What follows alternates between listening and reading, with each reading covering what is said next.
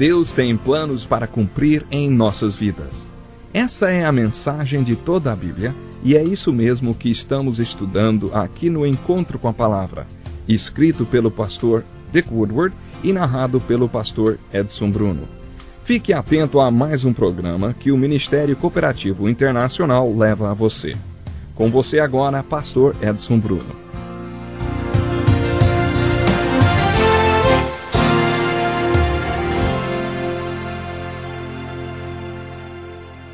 No estudo de hoje, inicialmente, eu gostaria de dizer algumas coisas sobre a Bíblia, que eu sei vão abrir seu entendimento sobre este livro, o livro mais importante do mundo. Seja bem-vindo ao Encontro com a Palavra, onde estudaremos a Bíblia por completo, livro por livro. Estamos apenas começando, por isso, fique conosco todos os dias neste mesmo horário e convide outras pessoas para participar conosco deste importante estudo da Palavra de Deus. Antes de qualquer coisa, gostaria de dizer algo sobre como estudar a Bíblia. Há 3 passos que devemos tomar para que possamos estudar corretamente a Bíblia. Primeiro, a observação. Depois, a interpretação e a aplicação. Observação traz a pergunta: o que está escrito? Significa que quando se abre um livro da Bíblia, quando se toma um capítulo da Bíblia, quando se lê um verso da Bíblia, você quer fazer essa pergunta: o que está escrito?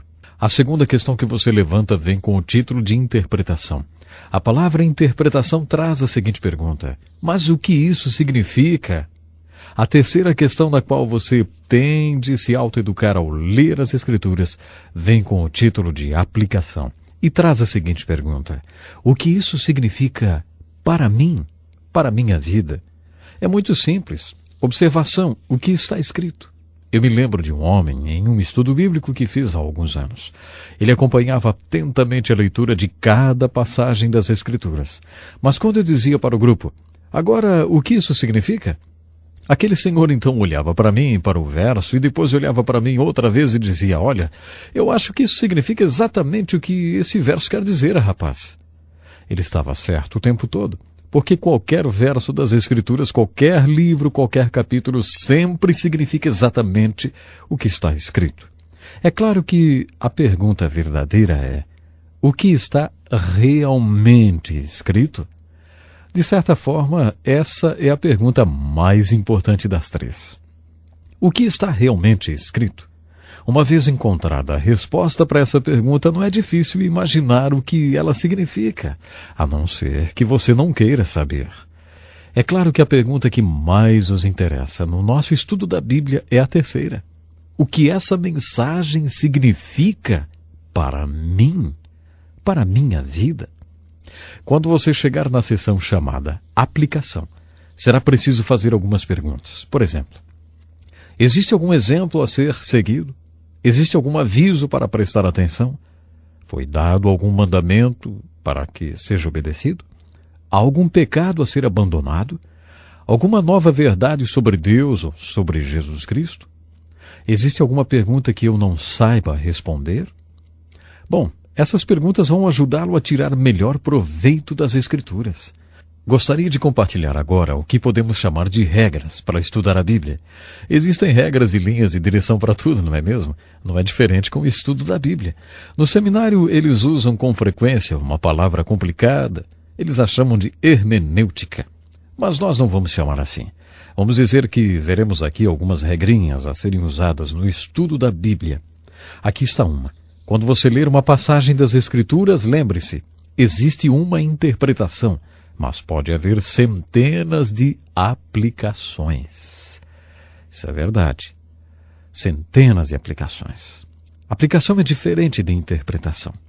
Existe apenas uma interpretação e você precisa ser humilde nesse momento, especialmente se alguém não concordar com a sua interpretação. Quanto à aplicação, existem milhares de maneiras com que o Espírito Santo pode aplicar as Escrituras na sua vida. Já que a Bíblia é um livro sobre Jesus Cristo, você deve sempre manter o foco nele quando estiver lendo as Escrituras. Quando você estiver estudando o Velho Testamento, lembre-se de que você está à procura de exemplos e admoestações. Há uma razão para o fato de que os primeiros 17 livros do Velho Testamento sejam sobre a história. Há muito de história nos livros da lei e nos livros proféticos. Eventos históricos na Bíblia, além de ser históricos, podem conter um significado alegórico. O que eu quero dizer é o seguinte: em Gálatas capítulo 4, versículo 22 a 24, o apóstolo Paulo diz: Abraão teve 2 filhos. Essas coisas são alegóricas. Ninguém tem dúvidas de que aquele fato é histórico. Abraão teve 2 filhos, Ismael e Isaque. Ismael tornou-se o pai dos árabes e Isaque o pai dos judeus. Há árabes e judeus na Terra Santa nos dias de hoje. Isto é história. O apóstolo Paulo diz: Abraão teve 2 filhos. Isso também é uma alegoria.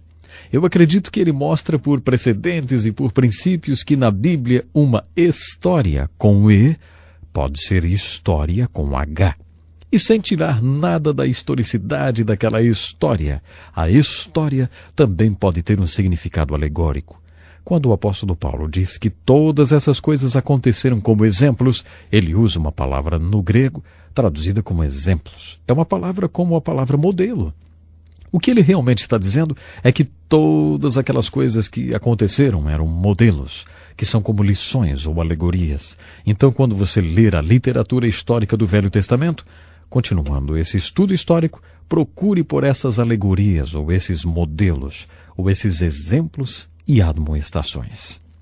Encontramos muitos versículos que são difíceis de entender, mas existem muitos outros de fácil compreensão.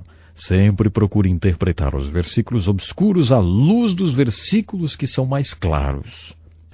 Como pastor, uma vez eu compartilhei alguns versículos com uma mulher que estava passando por um certo problema. Ela me disse: Pastor, não me confunda com as Escrituras, eu já estou decidida. Sabe, algumas pessoas querem ler as Escrituras desse jeito. Suas opiniões já estão formadas. É muito difícil para Deus mostrar a alguém assim o que as Escrituras querem dizer e o que Ele pretende fazer se sua mente já estiver fechada numa opinião. Outro importante princípio sobre as Escrituras, especialmente se você ensina sobre as Escrituras, é o seguinte: uma vez que você tiver aprendido o significado dos versículos, pergunte a você mesmo se é de sua vontade obedecer às Escrituras antes de ensinar para outra pessoa. E aqui vai mais uma. Lembre-se sempre que Deus nos fala através da sua palavra. Por isso, aproxime-se da palavra de Deus com muito cuidado, pedindo a Deus que revele a palavra pessoal a você através do Espírito Santo. Uma boa oração para se fazer nesses momentos é: Deus, abra os meus olhos para que eu possa ver a verdade que Tu tens para mim nesse instante, hoje mesmo. Essa é uma boa maneira de se aproximar das Escrituras. Seria bom também que você admitisse que existem algumas passagens que você não entende, como esse versículo em 1 Pedro capítulo 3, verso 1. Eu recentemente dei uma olhada em um comentário de Martin Luther King sobre isso. Ele disse o seguinte: ninguém sabe o que esse versículo quer dizer. Eu acho que esse comentário é bastante animador. Eu fico feliz de saber que alguém foi honesto o suficiente para dizer que ninguém sabe o que o versículo quer dizer. Acho que há vários versículos como esse na Bíblia, mas não se sinta desiludido se encontrar um deles. Nem se preocupe tanto com esses detalhes na Escritura que não são básicos ou tão importantes quanto as doutrinas fundamentais da palavra de Deus. Há um versículo muito fácil de ser lembrado em Deuteronômio 29:29, que diz: As coisas encobertas são para o Senhor nosso Deus, porém as reveladas são para nós e para nossos filhos para sempre. Alguém disse a Mark Twain, o famoso escritor: Eu não gosto da Bíblia porque ela está cheia de versículos que eu não consigo entender. Mark respondeu: Os versículos da Bíblia que me perturbam não são os que eu não consigo entender. Os versículos que me preocupam são aqueles que eu consigo entender. Há coisas secretas que pertencem a Deus. Ele não compartilha com ninguém. Mas há certas coisas que Ele quer que façamos. E Ele deixa isso muito claro. Portanto, não se preocupe demais com essas coisas obscuras, essas coisas secretas que Deus não revela a ninguém. Nunca esqueça que não há versículo na Bíblia que possa ser interpretado de forma pessoal ou isolado do resto da Escritura. Isso é o que Pedro quer dizer em 2 Pedro 1:20, quando ele diz: Nenhuma profecia das Escrituras é de particular interpretação. O melhor comentário sobre a Bíblia é a própria Bíblia. Você pode adquirir todos os comentários e ferramentas que eu recomendei, mas nunca esqueça, especialmente quando estiver lendo o Velho Testamento, nenhuma profecia das Escrituras é de particular interpretação. Se o Novo Testamento comentar o Velho Testamento, lembre-se que o melhor comentário sobre a Bíblia, quem faz, é a própria Bíblia. Pegue sua Bíblia e procure pela verdade e pela vida, e não apenas para ampliar os seus conhecimentos. Portanto, quando você estudar as Escrituras, não haja como um mero estudioso da Bíblia.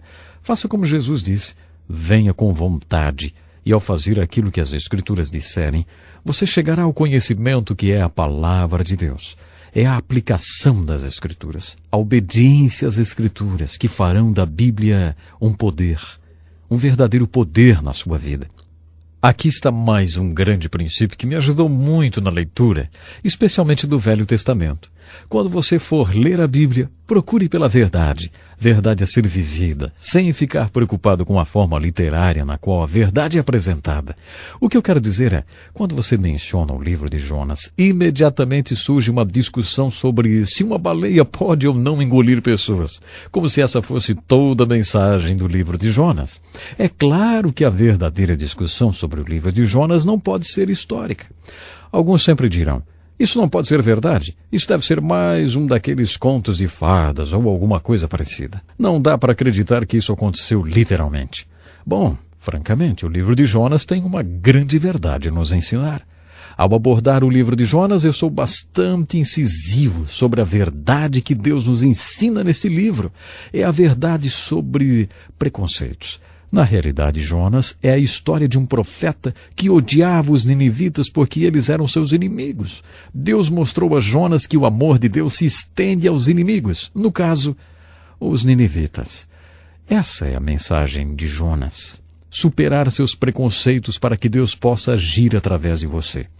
Isso não tem nada a ver com baleias engolindo pessoas. Quando você for ler o livro de Jonas ou a história de Adão e Eva ou qualquer outra história do Velho Testamento, leia as histórias e faça a seguinte indagação. Mas o que isto quer dizer? O que significa? O que isso significa para mim? Deus, qual é a verdade que você está tentando me mostrar através dessa história na Escritura? Nós conversamos hoje sobre alguns princípios importantes. Entre em contato conosco para que possamos reservar uma cópia grátis do livreto de estudo que contém essas importantes verdades escritas, para que você aprenda melhor, inclusive possa compartilhar com outros. Por hoje o nosso tempo já se foi, mas por favor, esteja conosco na próxima vez. Vamos iniciar nossa introdução do livro de Gênesis, o primeiro livro da Bíblia. Até lá então. Que lição importantíssima. Obrigado, Pastor Edson Bruno. Prezado ouvinte, coloque em prática o que você ouviu aqui.